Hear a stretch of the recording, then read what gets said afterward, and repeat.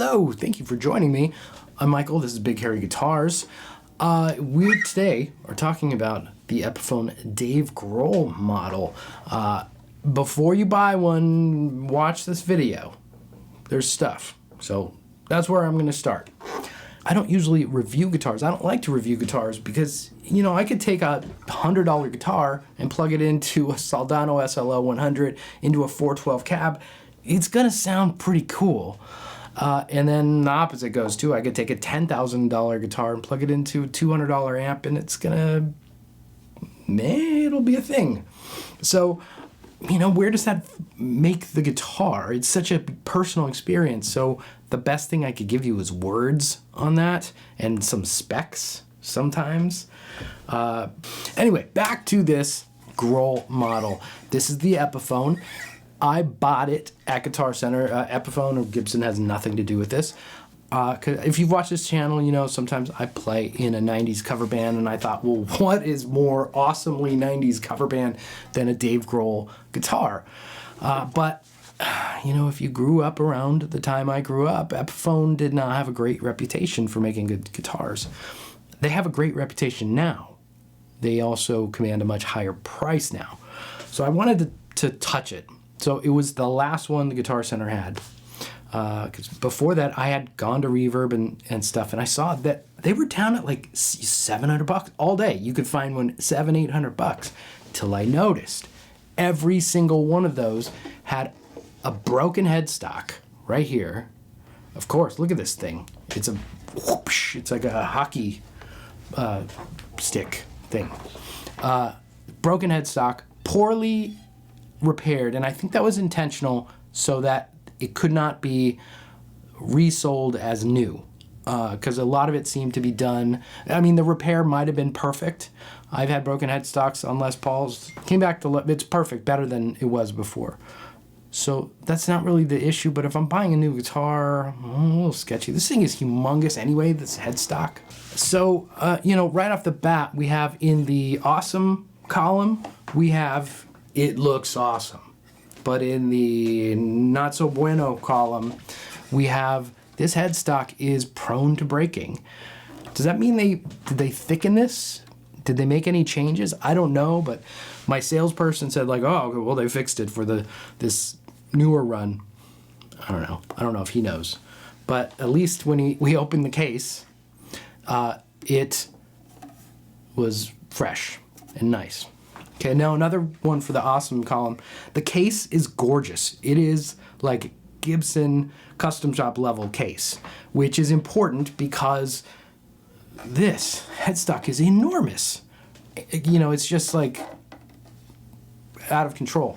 So now we're at a guitar that people have been saying this is like Gibson level guitar. It's a collaboration with the Gibson custom shop.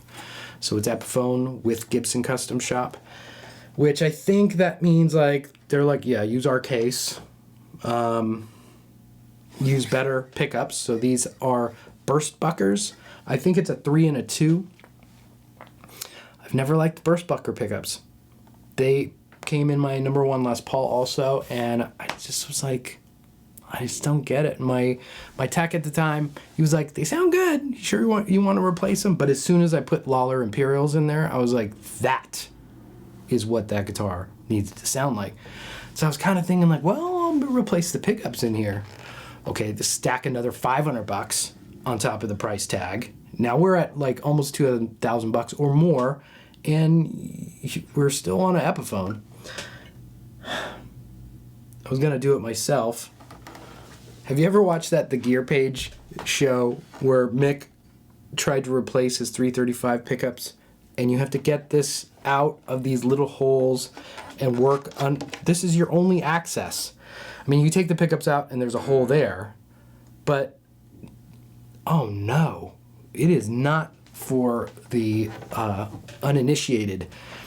This is one you take to the shop, so that's another $100. On top of the price of the pickups, on top of the price of the guitar. I mean, the pickups are okay. I think you'll hear when I get into audio examples, I will do audio examples. The bridge is a little weak compared to the size of the neck. The neck feels big and like a little too big, and the bridge feels a little too small to me. That said, I've gotten some good tones out of it. But when I was trying to play it with the band, when I'd go back and forth, I'd be like, ugh. Anytime I went back to the bridge pickup, I was like, come on, man. This bridge pickup is supposed to be like, it's supposed to be a rock guitar. And it just didn't have the size, or they should have made the neck pickup a smaller sounding pickup so that it kind of isn't so taking up all the space. So the difference isn't that bad. Individually, if you're not switching between the pickups, it sounds good, and then you could dial in the amp accordingly, or your boost pedal, or your clean sound, or whatever you want. The neck feels great. It's a big neck. So like I said, I like big necks. So this is a big neck for, like, if you were a beginner, used to small or like Fender standard Cs, this is pretty hefty. This is much more an old Gibson or old Telly kind of shape, and I really like that. Super comfortable because it just, slides into this business here, and then you have a nice access here. It's not a shredder guitar anyway, so likely you'll just be 14th fret and down, 12 and down. The hardware apparently is like Gibson hardware here. Knobs feel good.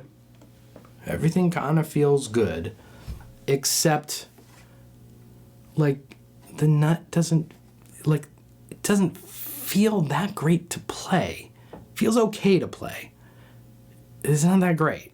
Like, I had a go at tweaking the setup, and it's fine. Is it a Gibson at Epiphone money? Well, I should say, is it a Epiphone at Gibson pricing competing with Gibson? It's not really competing with Gibson in my opinion. It feels like an Epiphone. Like, it feels lesser than a Gibson. And I feel like maybe sonically it's certainly not as awesome as many 335s I've played. Played some Yamaha style 335s that are amazing. This there's a slightly, I'm going to say a word and you're going to go, yeah, it's because it's semi-hollow. Slightly boxiness to it that might be overcome by the pickups, swapping those out.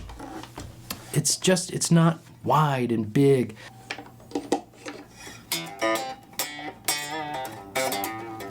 And acoustically,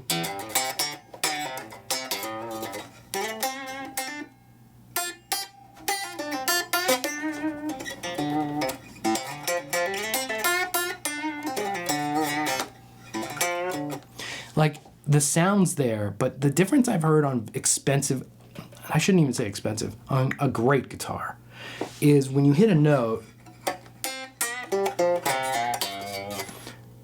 feels like it's anchored to the floor. It's just like, it's all the way down there. And we're talking just electric guitar plunking. It just has this thing that's like, I'm here. Guitars that traditionally I go, that's whatever, or a cheaper guitar, feels like the sound sits at the top of the guitar and doesn't go down. Semi-hollow should make this even better, where you're just like, when you play a 335 that is killer, you almost don't need to plug it in. You're just like, why would I need to plug this thing in? But this one, it feels like I'm hearing the string, and then the guitar just isn't bringing much to the party. You heard me clam a little bit there, like I dropped it. Like, there's something about, I don't know if the nut is too high or the frets or something. It just is not super easy to play. The nut width is a little more narrow than I'm used to on my guitars, so I'm gonna give them that benefit of the doubt. That's fine. A lot of people like a smaller nut width. I like a little wider, fat neck with a little wider nut width. But that's neither here nor there. That's fine. So back to these columns, like on the awesome side, it's kind of fun to play, but it doesn't feel great to play. Okay, now this is the biggest thing that kept me from actually using it on the gig, is the tuners. Now, what did these say? Who do they say? So these are Grover tuners. I think that was one of the things that was Custom Shop upgraded. You know, they're like these little banjo tuners. I still am not sure if I'm going to keep this. I mean, I'm past the point of returning it to Guitar Center, but like I think replacing the tuners might make it much better. I have a hard time keeping it in tune. So negative, hard time keeping it in tune.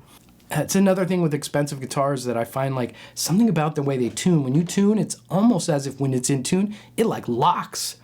Not that it locking tune arm, just like you go and it just falls into place. You're like, why is it? It's almost like magnetic to being in tune. It just wants to stay there. And less great guitars, you just end up fighting it. And I fought tuning on this constantly.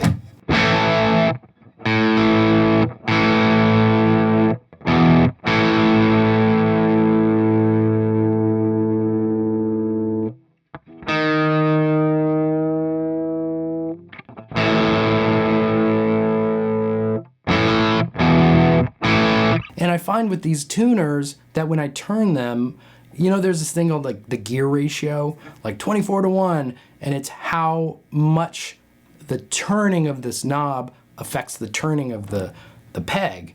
So it just doesn't feel good to me. Like I feel like I'm turning half a turn before it really does anything.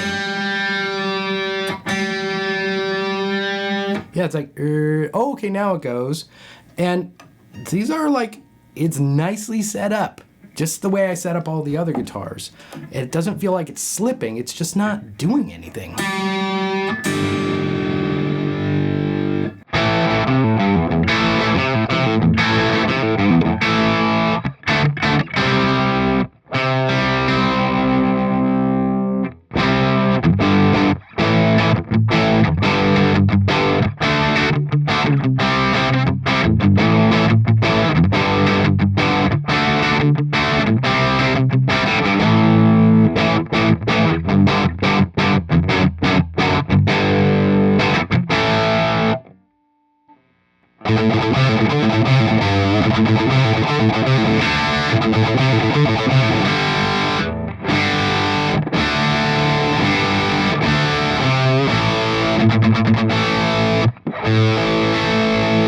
Come on, dude, it's a brand new guitar. It should ship. Epiphone Gibson Custom Shop. It should ship set up pretty nicely. You know, this is not a $300 guitar. This is a well over $1,000 guitar. You should take it out of the box and go like, yep, that's pretty good. So, where does that leave us? There are pros and cons. But really at the core, it looks real cool. Looks cool. It sounds pretty good. Feels pretty good. But it comes down to it looks cool. Yeah, I mean, if this was $700, $800, I'd be like, whew, this was great. Because I am a big fan of like the lower end price guitars to just satisfy that thing, like an Ibanez Gem. I have the $300-$400 yellow Gem so that I don't need to buy a $5,000 Gem. And it's not great, but it fulfills that thing, you know? This does fulfill the thing, but you're gonna pay for it. And it's not really making my heart sing. So that's my warning for someone that wants to buy an Epiphone Dave Grohl.